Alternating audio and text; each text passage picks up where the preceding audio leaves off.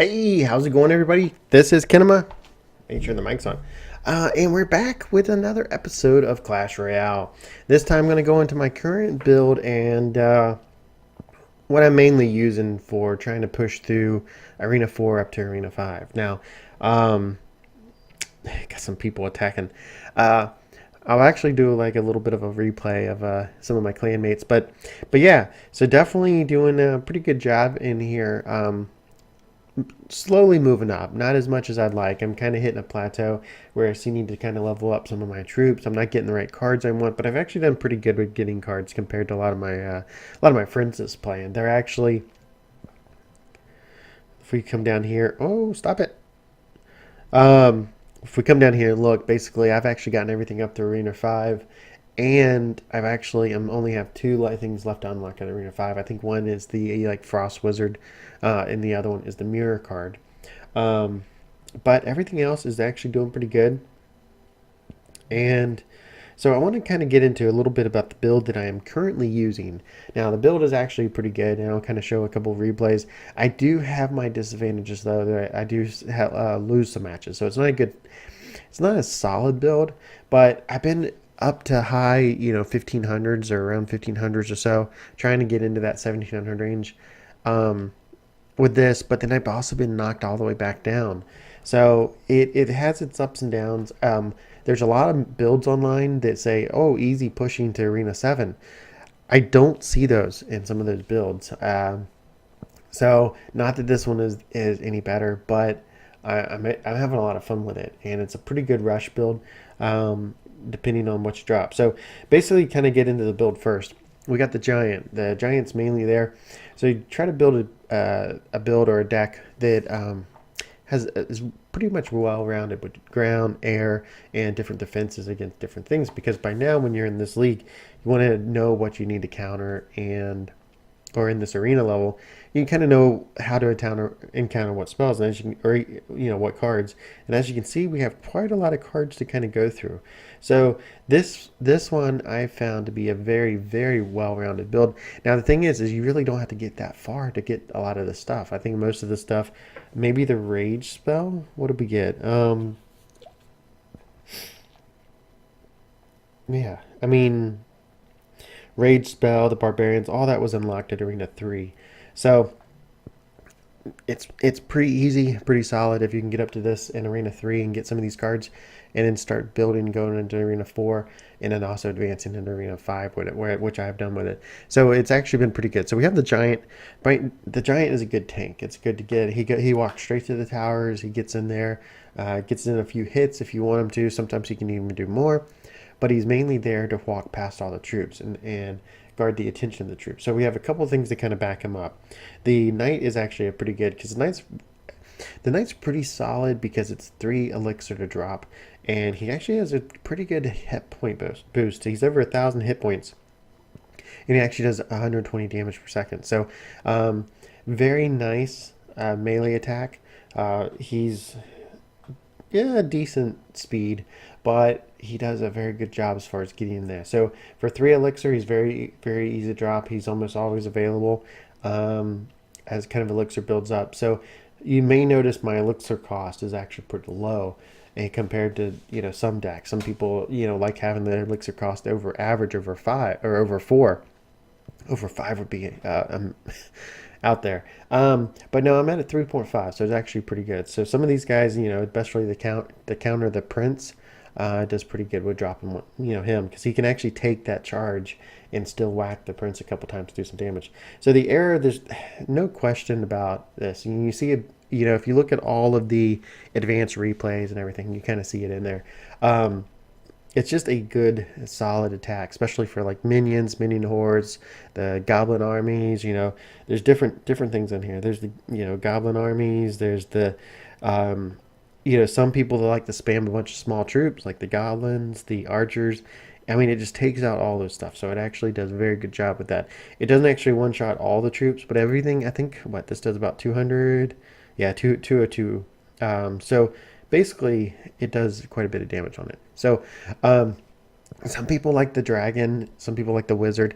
I actually prefer the bomber when it comes to AoE damage.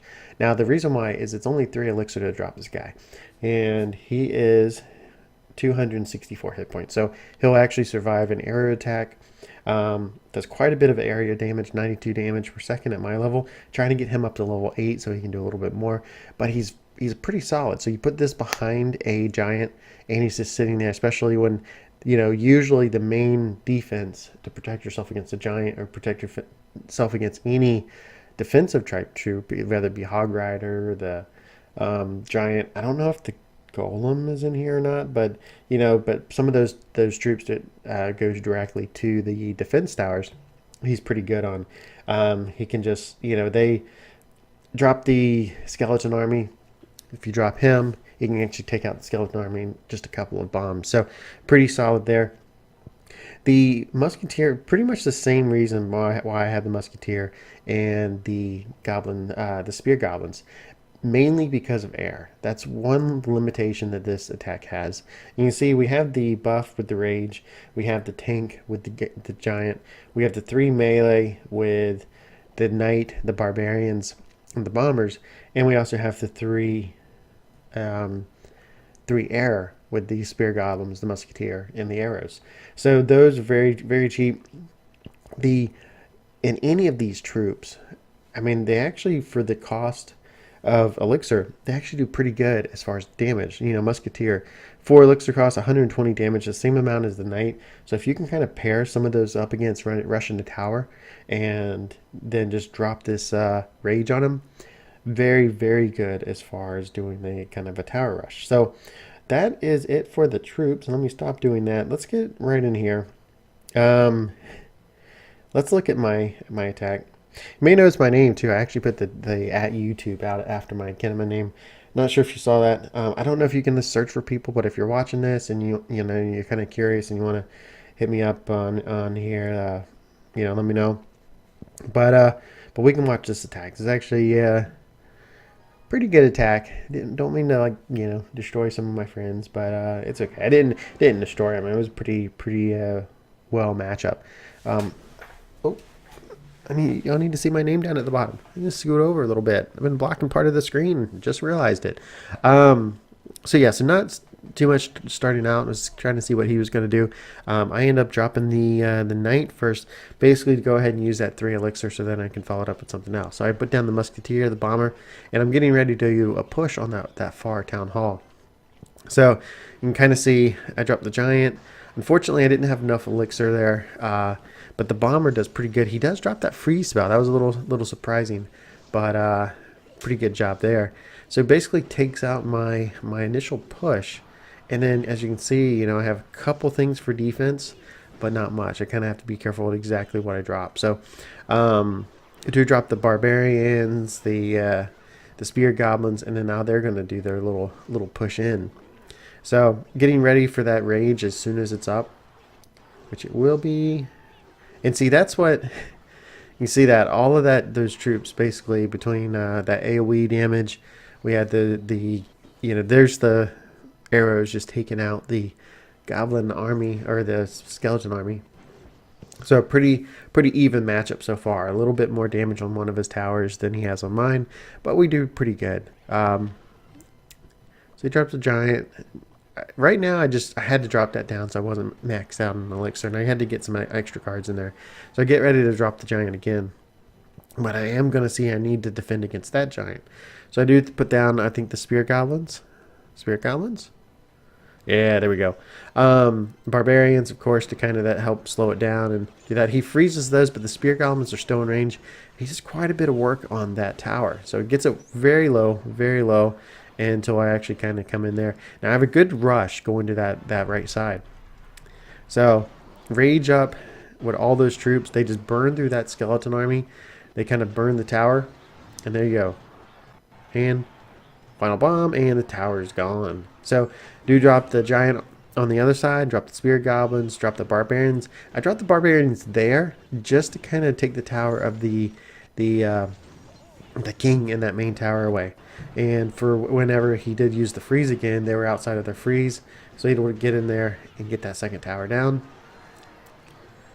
You can see he did. I was wondering how he did that. So yeah, he did throw the arrows just to kind of take out that one tower as they try to do like a final push.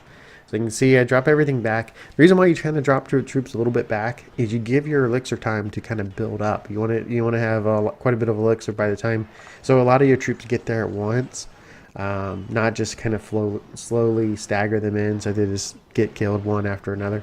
So you can see we have a lot of action there. Kind of hold them out. But since we take down the 2 towers versus the 1, we went ahead and took him out of there. So, and I am the winner. Yay. So let's look at an attack that that's not a friend. So let's look at not that one. We just watched that one. Let's look at this one, and we can kind of go through this war log real quick.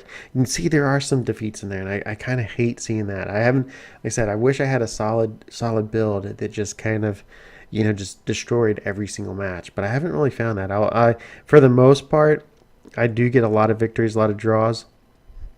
But you can kind of see. You can kind of see quite a lot of victories in here. At least I like to think so. There was like 3 down at the bottom here, but it looks like some of them cut off. So some pretty interesting matchups. Like this one, they actually had quite a bit of stuff in there, and I was actually kind of surprised in here because they had the big Pika, the guy you get from what's that, Arena 5 or Arena 4. So he drops that down first, and then I was like, oh great, he's gonna be one of those Pika spammers. He said wow there. Not sure why he said wow there. Probably because I'm level 7. The levels really don't matter as much except for more hit points to your towers and your king, your castle, and I don't know. I don't get that as too much, because they don't really. I don't know. Maybe they add a little bit more, but I haven't seen them add that much to it. So we kind of do a push back and forth. I do rage it up just to try to get that Pika kind of burnt down. Everything that starts, he drops the barbarians behind him. That's a pretty good attack strategy too, is drop troops behind some of the other troops. So especially if you have some that will walk after them, like the giant skeleton. So we have sitting there trying to stop that Pika from getting that close. You can see those. I'm just running out of troops to try, and by now he's already got the giant up there. So that was a lot of troops. I was kind of surprised how he dropped that many troops down on me at once. And basically, you can see he's just doing some town on the tower. And unfortunately, they do take it down. So their push was better to begin with. So I already have the knight down. I have the rage up the knight and rage up the musketeer to try to kind of burn down that Pika. So you can see that nice thing about that knight. He's only 3 elixir, and he soaked up quite a bit. It's about 75% of that Pika's life.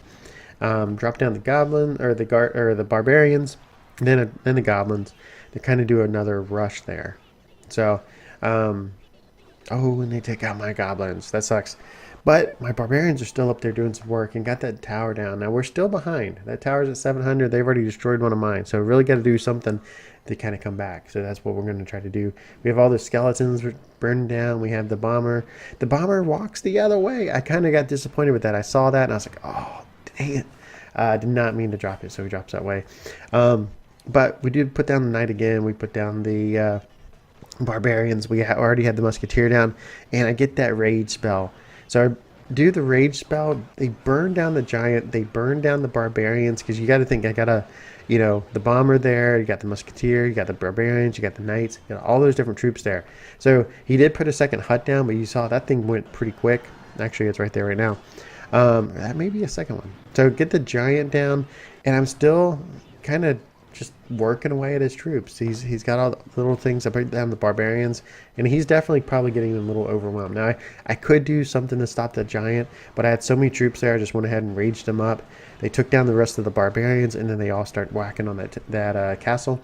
You can see it's not too long before I just basically burn him down. 6 seconds left on the timer, and we beat him 3-1. So pretty good matchup there from the Pirate Empire. Well, you lost.